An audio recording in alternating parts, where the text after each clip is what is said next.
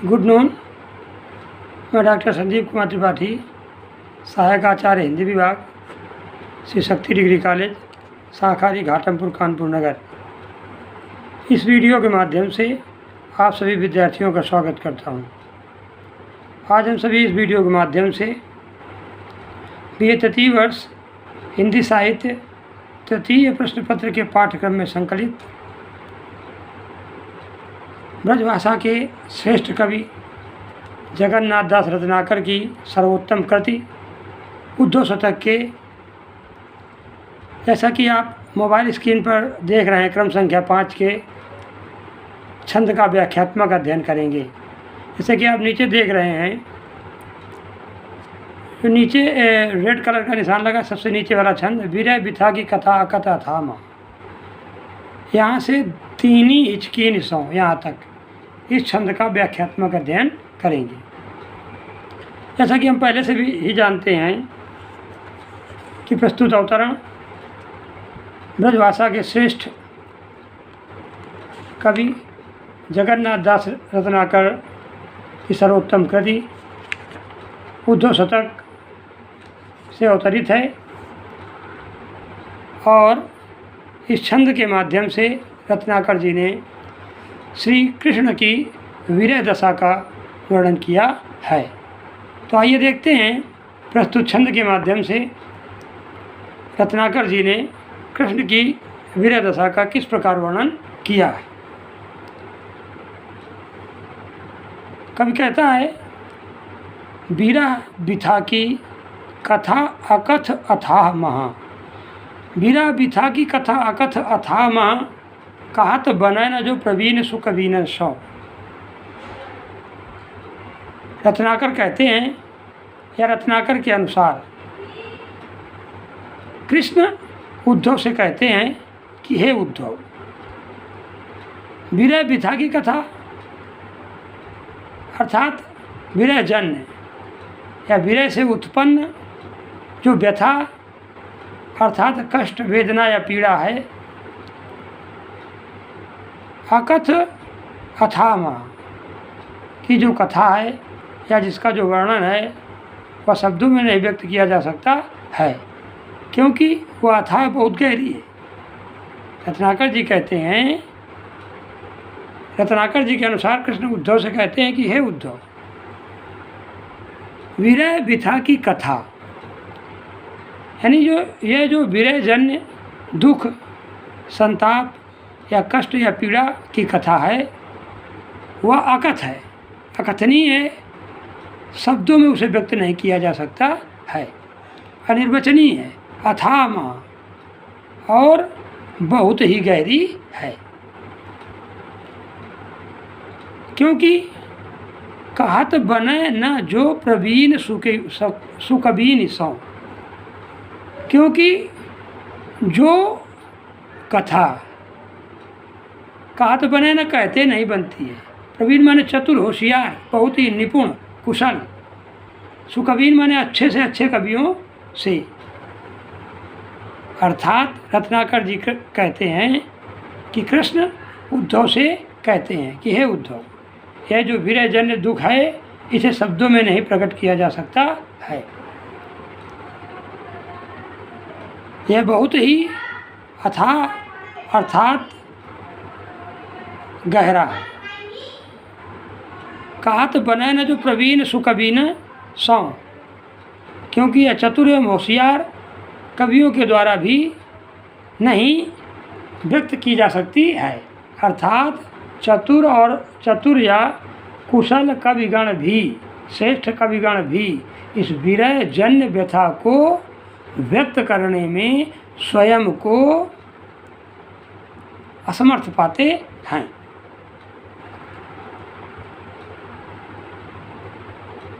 कहाँ रत्नाकर बुझावन लगे ज्यों कान, उधव कौ कान हेत ब्रज युवतीन सौ।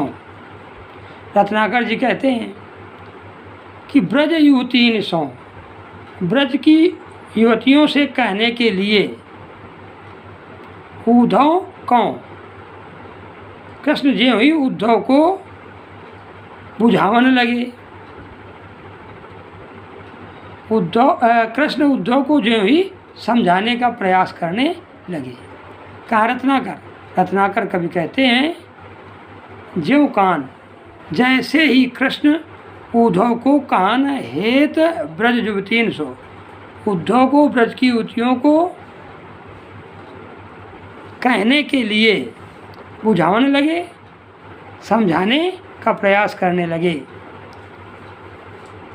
गहबरी आयो करो भभरी अचानक त्यों ही कृष्ण का जो गला था वह भावातिरेक के कारण, गहबरी माने भरभरा कर, भर आया, गदगद हो गया, मुंह से शब्द ही न निकलते बने। प्रेम पर्यो चपल चुचाई पुतरीन सो, नय कु कही बैननी अनेक कही नैनन सो, रही सही सोऊ कही दीनी हिचकीन सो।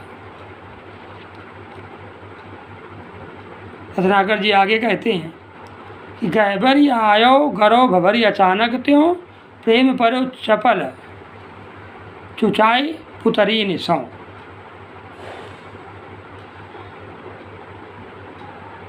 कब कहते हैं कि कृष्ण के हृदय में, उनकी अंतरात्मा में गोपियों के प्रति जो प्रेम था, प्रेम पर्यो वह प्रेम, वह चपल या चंचल प्रेम, पर्यो चुचाई पुतरीन सो, आँखों की पुतलियों के रास्ते, चुचाई माने चूने लगा, शवित होने लगा, बहने लगा या बह पड़ा। और गहबरी आयो गौरव भभरी अचानक से, और उनका जो गला था उसकी प्रेम की अधिकता के कारण, भावातिरेक के कारण गदगद हो गया, भर आया। ऐसे में नय को कही बैनन अनेक कही नैनन सो, रही सही सो कही दीनी हिचकीन सो। इस प्रकार उन्होंने, अर्थात उन कृष्ण ने गोपियों को लेकर उनके हृदय में, या हृदय की जो व्यथा थी, नय को कही बैनन, थोड़ी एवं छोटी सी वाणी से कह दी, अपनी बातों से कह दी, अनेक कही नैनन सो, परंतु बहुत कुछ उन आंसुओं के द्वारा कह दी गई। रही सही सोऊ कही दीनी हिचकीन सो, और इसके पश्चात जो कहानी शेष रह गई थी वह हिचकियों के माध्यम से व्यक्त हो रही थी। अब इसको जरा सरसरी निगाह से एक बार पुनः देखते हैं कि विरह विथा की कथा आकत अथामा, कहत बने न जो प्रवीण सुकवीन सो। यानी रत्नाकर जी के अनुसार कृष्ण उद्धव से कहते हैं कि हे उद्धव, यह जो विरहजन्य दुख है इसे शब्दों में नहीं प्रकट किया जा सकता है। कहत बने न जो प्रवीण सुकवीन सो, क्योंकि यह जो प्रेम है, या चतुर एवं होशियार कवियों के द्वारा भी या कभी भी इस व्यथा का वर्णन करने में अपने आप को असमर्थ पाते हैं। कहाँ रत्नाकर बुझावन लगे ज्यों कान, उद्धव को कान हेत ब्रज युवतीन सो। रत्नाकर जी कहते हैं कि ब्रज की युवतियों, हितमाने से कहने के लिए, हितमाने के लिए या ब्रज की युवतियों से कहने के लिए कृष्ण ज्यों ही बुझावन लगे, अर्थात बुझावन लगे ज्यों कान उद्धव को, कृष्ण ज्यों ही उद्धव को बुझावन लगे, समझाने लगे या समझाने का प्रयास करने लगे। तभी गहबरी आयो गरौ भभरी अचानक सो, तभी अकस्मात या अचानक प्रेम की अधिक, गोपियों के प्रति उनके मन में प्रेम की अधिकता के कारण या भावातिरेक के कारण देखते ही देखते उनका गला भर आया और स्वर गंभीर हो गया। प्रेम पर चपल चुचाई पुतरीन सौ, और उनका गोपियों के प्रति जो प्रेम था वह आँखों के द्वारा प्रकट होने लगा। अर्थात आशय यह है कि उनको नेत्रों से अश्रुजल की जो धारा थी वह बहने लगी, प्रवाहित होने लगी। नय को कही बैननी, इस प्रकार उन्होंने, अर्थात उन कृष्ण ने, उनके हृदय की जो व्यथा थी, नय को कही बैननी, बैननी माने बातों से, बाणों से, बातों से, वाणी से, वचनों से थोड़ी और छोटी सी वाणी से या बातों में कहकर व्यक्त कर दिया। अनेक कई नैनम से, परंतु अनेक मन बहुत कुछ उन्होंने उन आंसुओं के द्वारा कह दी। इसके पास रही सही सो कई दीनी हिचकिन से, और इसके बाद जो भी कहानी या प्रेम कथा उनकी शेष रह गई थी वह हिचकियों के माध्यम से व्यक्त हो रही थी। आइए, यह तो हुई व्याख्यात्मक चर्चा। अब आगे लिख लेते हैं काव्य के सौंदर्य के अंतर्गत क्या क्या हो सकता है। पहला नंबर आता है अलंकार को देखते हुए। जैसे उसमें दिया गया, देखिए, वीरा बिथा अकथ अथा प्रेम पर्यव चपल चुचाई में अनुप्रास अलंकार है। वीरा बिथा सुकवीन सो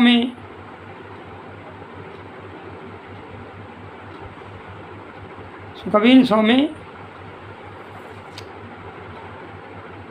संबंध का जुड़ाव हो रहा सुंदर कवियों के द्वारा, यानी जो उनकी विरह व्यथा है इसका सुंदर कवियों के द्वारा, अच्छे कवियों के द्वारा, श्रेष्ठ कवियों के द्वारा, तो यहाँ कवियों के संबंध में बात कही जा रही है। विरह व्यथा जैसे है तो विरह के कष्ट की, विरह के पीड़ा की बात की जा रही है, तो यहाँ संबंध अतिशयोक्ति अलंकार है। बिथा कथा बैन नैनानी रही सही में ध्वनि साम्य अलंकार है।